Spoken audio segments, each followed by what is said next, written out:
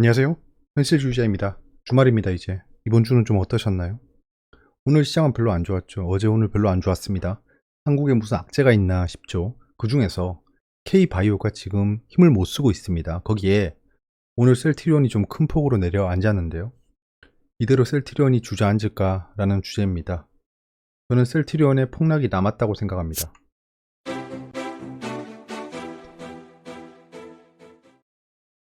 자, 오늘 주제입니다. 세계 주요 증시 보고요. 15일간 어떻게 움직였는지 비교를 해보겠습니다. 코스피 코스닥 흐름 정리하고요. 코스피 상황을 한번 보겠습니다. 지금 아일랜드 갭을 3개 정도 형성했었는데 오늘 움직임은 좀 특이했습니다. 한번 살펴보고요. K바이오에 대해서 좀 얘기를 해보려고 합니다. 셀트리온을 중점적으로 볼 거예요. 그리고 정치 테마주에 대해서 잠깐 얘기해 보겠습니다. 악재 호재는 그대로입니다. 아직 악재가 조금 더 많은 상황이고요. 그 시장이 별로 안 좋죠. 위에서 누르는 힘이 강한 겁니다. 왜냐, 악재가 많기 때문이죠. 자, 쭉 보시면 코스피가 하락하고 있죠. 예, 좀 약간 상승세를 보이다가 하락하고 있습니다. 그 반면 역시 천조국 상승 중이죠. 중국도 반등하고 있고요. 베트남은 지속적으로 상승 중입니다. 베트남은 계속 가야겠죠. 어느새 베트남 그 ETF가 제 주력 종목이 돼가고 있습니다. 살짝 이런 기대까지는 안 했는데 좀 하락장에서 많이 메워주고 있네요. 유가는 조정 보이고 있지만 우리는 100불까지 간다라고 생각했잖아요. 한번 지켜보겠습니다. 만약에 좀 큰 조정을 보이면 좀 전 기회로 생각하고 ETF를 들어갈 생각입니다. 유로존도 반등. 지금 보시면 15일 전보다 고점은 올라가 있습니다. 15일 전보다 고점이 올라가 있죠. 중국은 좀 헝다 이슈가 있어서 좀 다릅니다. 베트남도 그렇고 유로도 그렇고 영국도 그렇습니다.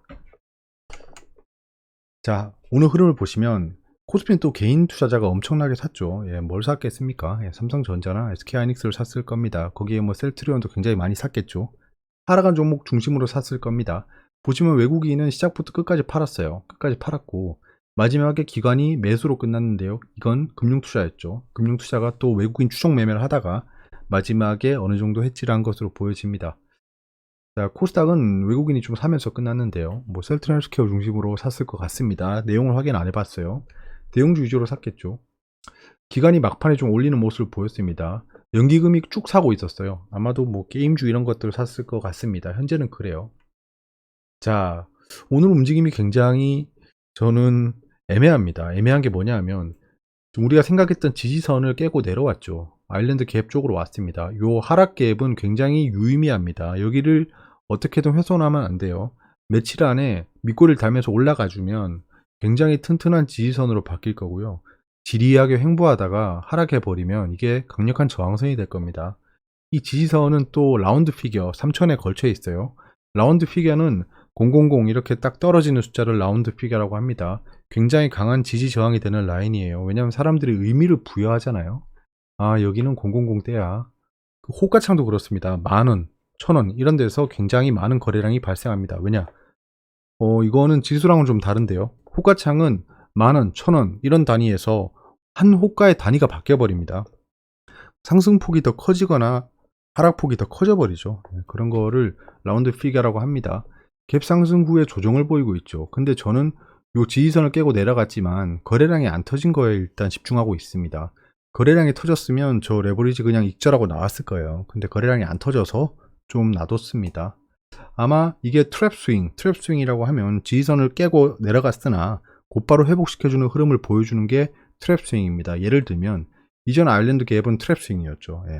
이렇게 갭 하락에서 세상 다 망할 것 같은 흐름을 보여주다가 재빠르게 갭 상승으로 올라가 버리는 겁니다. 이러면 여기서 손절했던 사람들이 울죠. 엉엉 웁니다. 여기 있는 사람들은 지금 살려주세요, 살려주세요 소리가 여기까지 들리죠. 그래서 여기서 계속 음봉이 발생하고 있는 겁니다. 살려주세요, 탈출, 살려주세요, 탈출 이러고 있는 거예요. 살려주세요, 살려주세요. 안 들리는 소리가 여기 있는데 얘들도 탈출하고 있는 거죠. 일단은 이전 매물을 계속 소화하고 있다라고 생각하고 있습니다. 자, 지금 보시면 기관도 그래요. 외국인 추적 매매를 계속하고 있죠. 외국인이 파는 대로 그 방향대로 팔고 있습니다.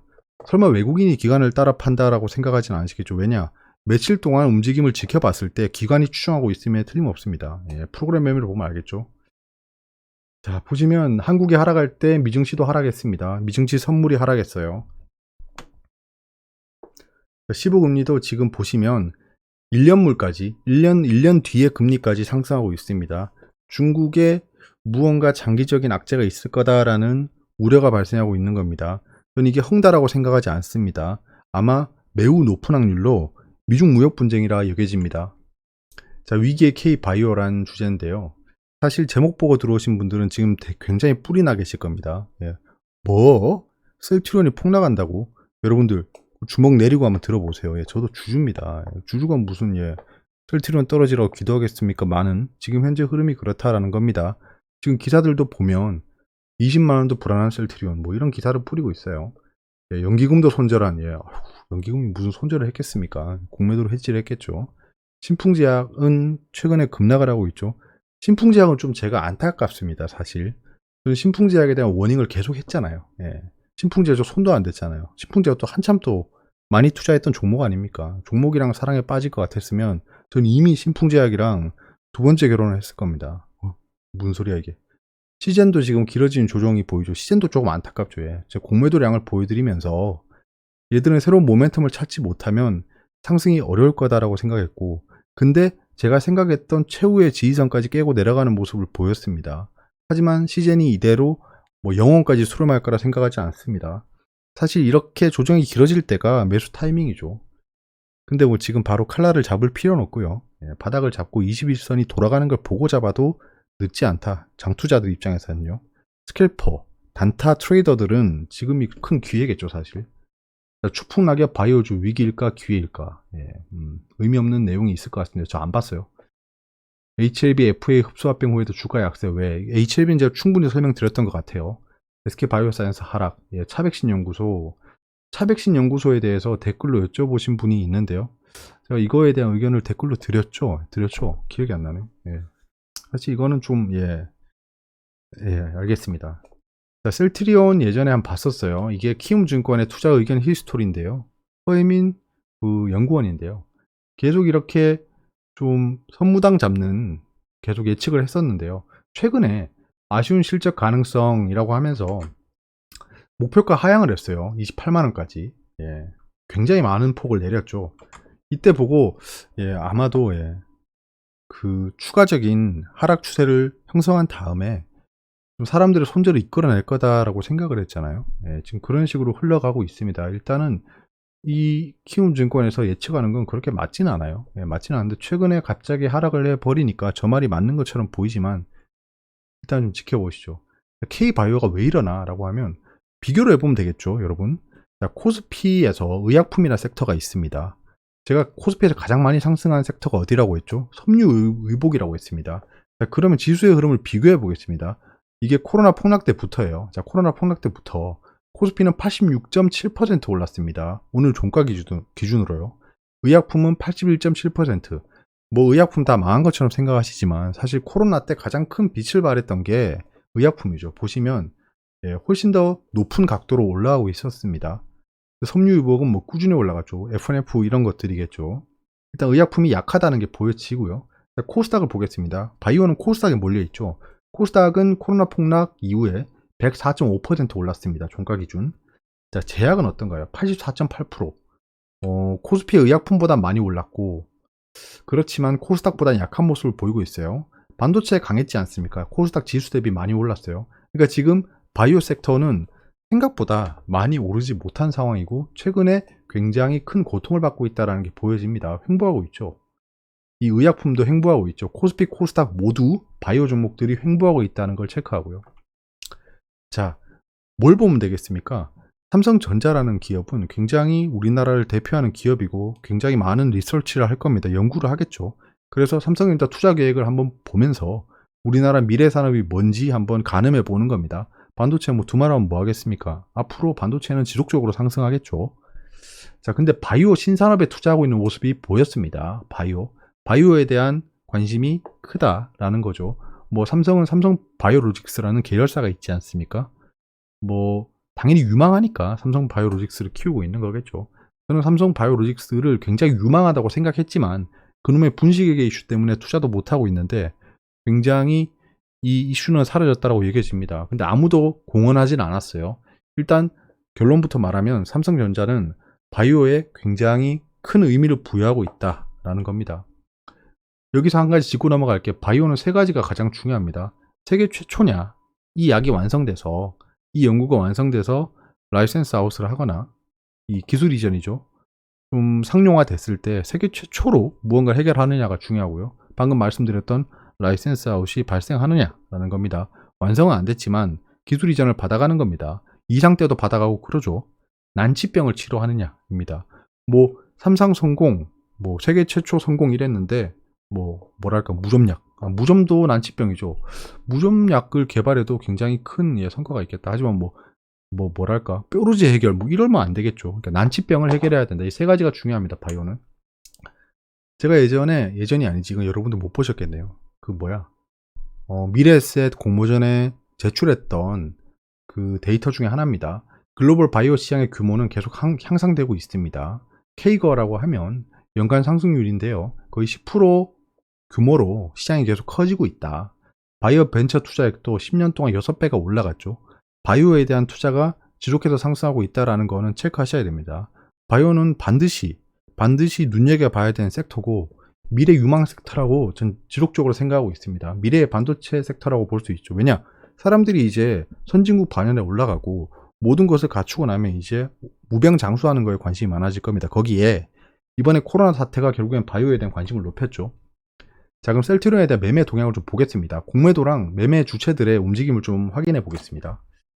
자, 파란색으로 볼게요. 이제부터 추세선을 그을게요. 일단 자, 추세선을 이렇게 긋고, 자, 추세선을 이렇게 그었습니다. 지금 하락 추세를 겪고 있죠. 실컷 상승하다가 이렇게 실컷 상승하다가 상승 추세 끝나고 바로 하락 추세로 바뀌었습니다. 여기는 굉장히 큰 지지선이었는데 깨고 내려가 버렸죠. 자, 이런 상황이고 여기 하락 추세 하단까지 왔습니다. 그러니까 오늘 급락이 굉장히 억울하고 억한 심정이 들겠지만 결국에 아직 하락 추세 안에 있다는 거예요. 저는 뭐 추가 매수 이런 건 없었습니다. 사실 저는 요 라인에서 매수를 많이 했죠. 요 라인에서 매수를 많이 했는데 사실 뭐 추가 하락을 했기 때문에 의미 없는 매수가 되긴 했습니다. 근데 20만원까지 내려왔다는 겁니다. 최고점부터 최저점까지 최고점부터 최저점까지 생각해보고 그 피보나치 되돌림을 생각해보면 19만원에서 18만원 사이까지는 하락할 수 있습니다. 제가 추가 매수를 타진하는 영역이 17만원, 18만원대입니다. 근데 이제 20만원이죠. 사실 이거 셀트리온 예전에 하락한다고 했다가 저 진짜 무병장수의 길을 걷고 있습니다. 하지만 오늘 하락이 있었을 때 결국에는 외국인 기관들이 하락을 유도했다는 거잖아요. 특별한 악재는 없습니다. 특별한 악재는 없어요. 찾아보세요. 뭐 있나. 셀트리온은 그냥 공매도가 많다 이런 얘기죠. 공매도가 이게 지금 얼마 안 돼 보이지만 1조가 넘습니다. 1조가 넘는데 지금 공매도 하락하는 동안에 공매도가 떨어지고 있지 않아요. 그 공매도는 주가가 하락할 때 이렇게 상환을 하거든요. 공매도를 상환하면 주가가 상승한다라는 이상한 프레임을 씌우는데요. 시장이나 인플루언서들이나 시체말로 전문가들도 그런 얘기를 합니다. 단기적인 쇼트 커버링은 상승을 불러올 수 있지만 이 공매도 상환 쇼트 커버링은 하락할 때 이루어진다는 게 보여집니다. 이렇게 하락할 때 공매도 상환이 일어난다. 근데 하락하면서 공매도 상환이 일어나지 않고 있습니다. 그러니까 추가적으로 하락이 발생할 수 있다라는 생각을 할 수 있겠죠. 큰 급락을 불러오고 그때 공매도를 확 상환해 버리는 겁니다. 왜냐하면 가격이 싸졌잖아요. 공매도의 메커니즘을 생각해 보면 당연한 겁니다. 공매도는 비쌀 때에서 쌀 때 상환하는 거잖아요. 그러니까 지금 상환하고 있지 않다는 건 추가 하락이 발생할 수도 있다라는 시장 또는 이 주체들의 생각이 있다는 거겠죠. 그래서 오늘 하락을 보고 이거는 개미 낚는 거야, 개미 털기야라고 우르르 매수 들어가는 건 굉장히 위험하다는 겁니다. 이대로 다시 반등해서 상승할 수도 있겠지만 저는 높은 확률로 그렇지 않다라고 봅니다. 제가 집중적으로 보고 있는 라인은 21선입니다. 21선을 한번 터치하는 상승이 올 거예요. 상승이 오는데 그 21선 맞고 트랩 스윙 발생시킨 다음에 추가 하락이 있을 거라고 생각합니다. 근데 만약에 추가 하락이 없다라고 하면 저는 어차피 보유하고 있는 주주기 때문에 관계없겠죠. 오르면 좋은 거니까. 하지만 추가 매수 관점으로 봤을 때 지금 바로 매수하는 건 굉장히 위험하다라는 겁니다. 바닥이 어딘지 모른다는 거예요. 그렇다고 셀트리온이 악재였겠냐? 그렇지도 않습니다. 그렇기 때문에 사람들이 어떻게 할지를 모르는 거예요. 지금 악재가 있으면 악재 있네 팔고 나가겠는데 악재도 없이 하락하니까 이러다 물리는 겁니다. 그래서 신규 투자하는 입장에서는 조금만 더 기다려보는 게 어떨까 싶고, 가지고 있는 입장에서도 지금 당장 추가 매수를 하거나 생각 없이 물을 타는 건 반드시 하면 안 됩니다. 하지만 추가 매수를 계획하고 있다면 20만원까지 왔기 때문에 18만원, 17만원까지 기다리는 건 1도 아니잖아요. 10%만 더 떨어지면 되는 겁니다. 그래서 10% 정도 추가 하락이 발생했을 때 거래량이 터지면서 롱바디 음봉이 발생할 때 그때 추가 매수를 하는 게 어떨까 합니다. 지금 신용이 줄어드는 걸 보면 반대 매매가 좀 일어나고 있습니다. 추가적인 반대 매매, 그 패닉셀이 발생하면 그때가 매수 기회일 거라고 보여집니다. 그 반면 삼성 바이오로직스는 지금 뭐 완전히 상승 추세 탔죠. 이건 지금 이게 트랩 스윙이란 겁니다. 트랩 스윙 발생시키고 올라갔죠. 약간 이렇게 올라갈 수 있을 것 같습니다. 셀트리온의 수급이 빠지면 삼성 바이오로직스로 오겠죠. 당연히. 어떤 섹터에 일정한 투자 금액은 유지하는 게 있습니다. 투자처에서. ETF도 그렇고요. 지금 외국인이랑 기관이 지속적으로 매수하고 있어요. 신용은 계속 주고 있죠. 누가 주냐? 개인 투자자랑 같이 주고 있습니다. 지금 공매도량도 적당하고 공매도를 도저히 하고 있지 않습니다. 삼성 바이오로직스에 대해서는 분식회계에 대한 이슈는 없다라고 보여집니다. 그게 있었으면 이미 공매도가 상승하고 있었겠죠. 시젠입니다. 시젠은 지금 여기가 지지선이었는데요. 지지선을 지지하는 척 3중 바닥이나 찍었습니다. 그러니까 지금 시젠은 물린 사람이 굉장히 많아요. 3중 바닥을 찍고 올라가야 될 판에 하락을 해버렸으니까 다 물려버렸죠. 적절하게 손절했으면 손해가 좀 적었겠지만 일단은 지금 이게 트랩 스윙으로 발생할 수도 있습니다. 이렇게 요거로 생각해 봐야 돼요. 시젠은 추가 하락이 발생하면 좀 공격적으로 들어가 볼 만한 것 같습니다. 근데 여기서 횡보하다가 상승해 버리면 잡기 어렵죠. 그러면 지금 지지선이었던 게 저항선으로 바뀌었잖아요. 이거를 막고 횡보를 하거나 하락을 한 뒤에 그 저점을 올리면서 지지를 하면 그때가 시젠 좀 약간 중장기 투자에 적합한 위치이지 않을까 합니다. 시젠은 지금 현재 배당도 많이 주잖아요. 그래서 지금 하락한 상태가 그렇게 나쁜 상태는 아니라고 보여집니다. 근데 이 폭발적으로 증가한 이 공매도량이 있죠. 공매도는 미친 듯이 했잖아요. 미친 듯이. 공매도는 언제 하죠? 상승할 때 하죠. 자, 공매도가 일어나는 게 어떤 타이밍이죠? 상승할 때 있습니다. 상승할 때 공매도가 쌓인다. 자, ABL 바이오가 최근에 되게 웃겼습니다. 이 가까이서 보시면 지금 급등하다가 갑자기 급나가죠. 오늘 진짜 기가 막힌 음봉이 발생했죠. 저 ABL 바이오를 가지고 있잖아요. ABL 바이오에 좀 오래 가지고 있는 주주인데요. 지금 여기 좀 추가 매수했습니다. 나중에 매매 마크 찍히면 보여드릴게요. 이렇게 급락이 나온 거는 이제 ABL 바이오가 무언가 모멘텀이 생겼다라고 보여집니다. 대충 추세가 이렇죠. 지금 하락 추세를 겪고 있었는데 트랩 스윙 페일러 스윙이 발생했죠. 페일러 스윙 이후에 상승했기 때문에 여기서 이렇게 급락을 할 수도 있겠지만 곧바로 복구해주면서 움직임이 발생할 것 같습니다. 무슨 움직임이 발생할지는 좀 봐야겠죠. ABL 바이오는 저는 굉장히 파이프라인이나 이런 걸 봤을 때 유망하다라고 생각하고 있습니다. 얘들이 이중항체죠. 지금 이중항체 플랫폼을 중심적으로 파이프라인을 형성하고 있는데요. 저는 미래 모멘텀이 나쁘지 않다라고 생각하고 있습니다. 근데 지금 나쁜 위치는 아닌 것으로 보이지만 저는 이거보다 훨씬 유리한 가격에 잡았기 때문에 여러분들한테 가타부타 말씀드릴 만한 상황은 아닌 것 같아요. 지금 사시면 저보다 비싸게 사는 겁니다. 한참 제가 이때 얘기할 때는 그런 이상한 종목이 있어라고 하셨겠지만 그렇습니다. 자, 그리고 다음 그 테마인 정치 테마주로 넘어가겠습니다. 이거 안랩인데요. 제가 한번 매핑했었잖아요. 이 눈여겨보셔야 될 게 6개월 전의 일정들입니다. 6개월 전. 이 초반에 정계 입문할 땐 좀 다른 얘기죠. 다른 얘기고 6개월 전을 보면 6개월 전부터 6개월 전에 좀 저점을 형성했다가 급등하는 모습을 자주 보여주고 있습니다. 정치 테마주의 흐름은 6개월로 보고 있습니다. 그래서 저는 이건 안랩이라서 그런데요. 자, 6개월 전이면 지금은 어떤가요? 2022년 3월 9일이 대선입니다. 저희 대선인데 지금 현재 4개월 전인 거예요. 현재 유력 주자는 이재명 지사, 윤석열 후보, 홍준표 후보죠. 그러면 일단 여기서 무언가 정치 테마주가 발생할 건데 정치 테마주가 창고라는 건 창고 역병급이죠. 이건 창고라는 거는 진짜 뜬금없기 때문에 어떻게 예측할 수가 없습니다. 지금 계속 가고 있던 서현 이런 종목들이 갈 거냐 그런 것도 아니죠.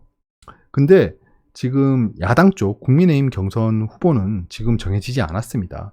양강구도긴 하죠. 윤석열 후보랑 홍준표 후보가 양강구도인데 누가 결정될지 모르기 때문에 이건 단두대 매치인 거죠. 정치 테마주 입장에서도 단두대에 매친 겁니다.